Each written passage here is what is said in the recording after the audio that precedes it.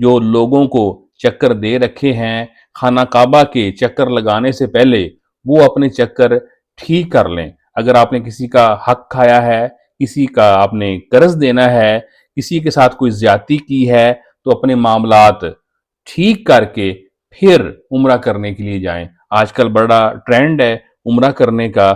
کچھ لوگ دکھاوے کے لیے عمرہ کرتے ہیں اور کچھ عبادت کے لیے۔ اگر آپ دکھاوے کے لیے عمرہ کرتے ہیں کہ لوگ آپ کو حاجی صاحب کہیں، آپ کو نیک سمجھیں اور آپ کے نام کے ساتھ حاجی پکا لگ جائے، تو آپ کی عمرے کا اور آپ کی عبادت کا کوئی فائدہ نہیں ہوگا۔ جو لوگوں کو چکر دے رکھے ہیں پہلے وہ سیدھے کریں اور پھر خانہ کعبہ کے چکر لگا کے آئیں، پھر اللہ قبول کرے گا۔ ورنہ یہ جو خانہ کعبہ کے آپ چکر لگا رہے ہیں، اگر آپ نے لوگوں کو چکر دے رکھے ہیں تو وہ آپ کے چکر ضائع ہو جائیں گے۔